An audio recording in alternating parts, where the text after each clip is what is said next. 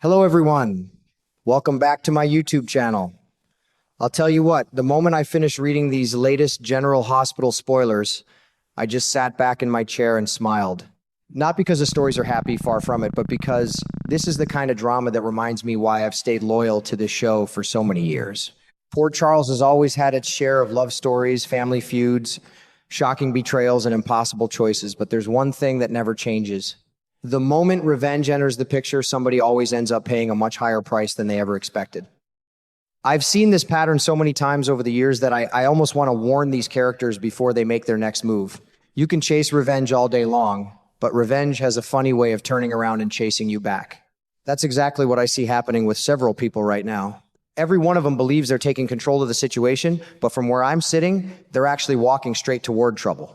Some of them don't even realize the ground is already giving way beneath their feet.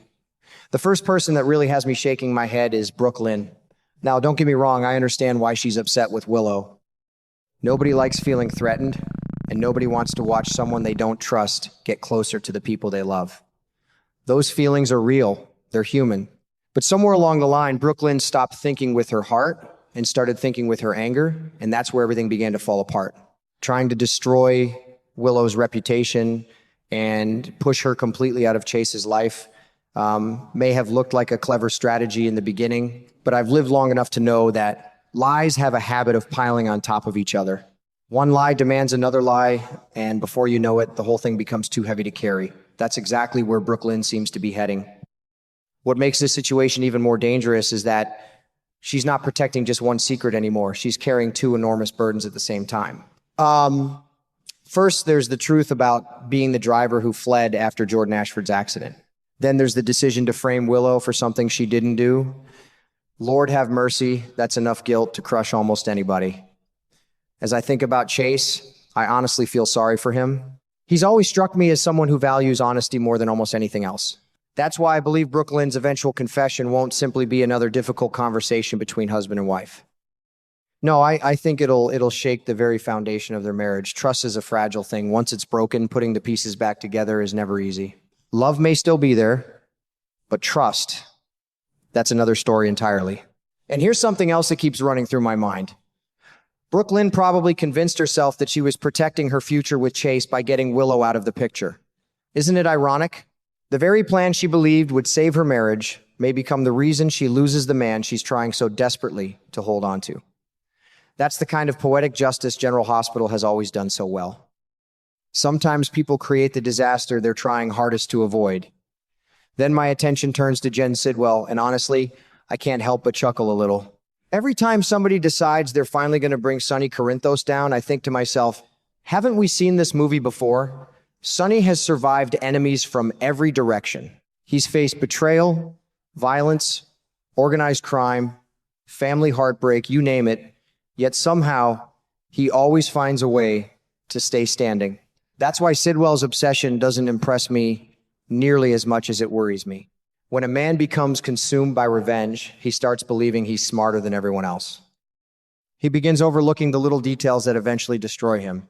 From everything I'm seeing, Sidwell has become so focused on defeating Sonny that he may not even notice Sonny has already started setting the trap.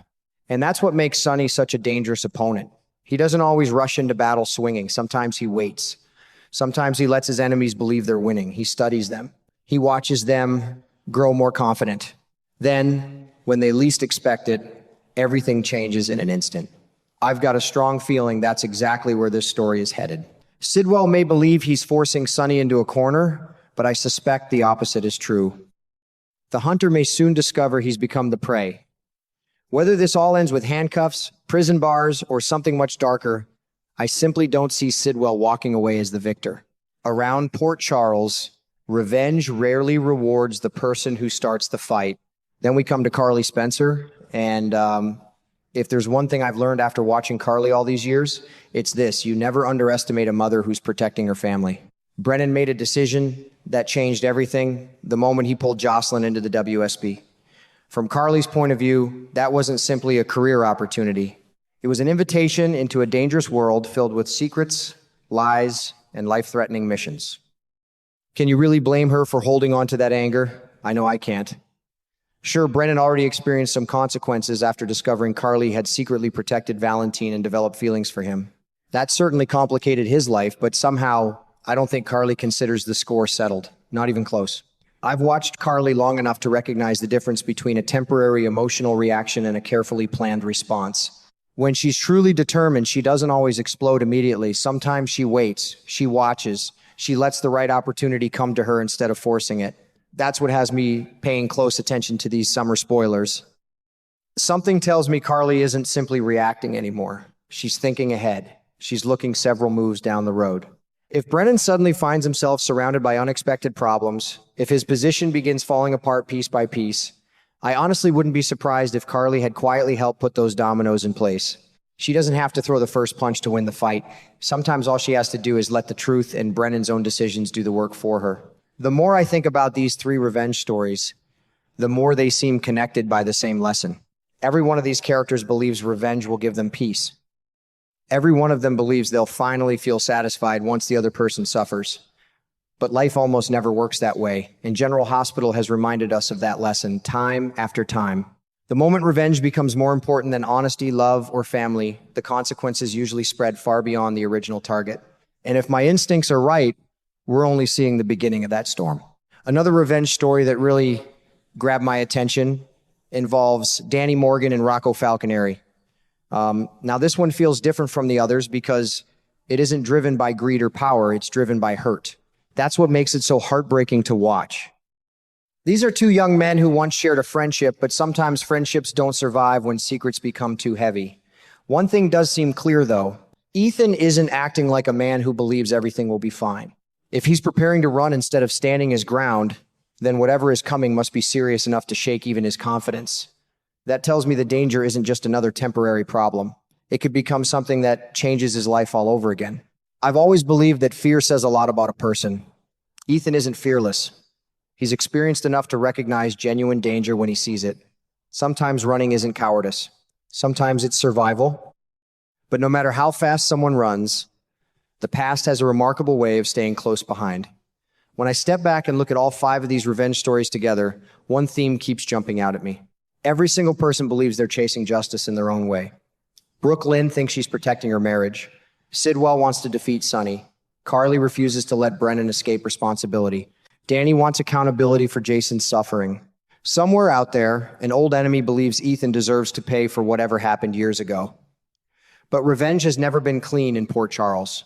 It spills into families, it destroys friendships, it breaks marriages. It turns yesterday's heroes into tomorrow's suspects. That's why I've never believed revenge is really about winning. More often than not, everyone walks away with scars.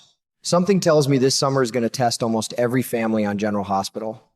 Secrets are getting harder to hide, old enemies are stepping back into the light, and emotions are running higher than ever. If these spoilers are even halfway accurate, we're heading into weeks filled with shocking confrontations, painful confessions, and consequences that may continue long after summer comes to an end. And if there's one thing I've learned after all these years of watching General Hospital, it's this: the truth always arrives eventually. It may take its sweet time, but when it finally shows up, it changes everything.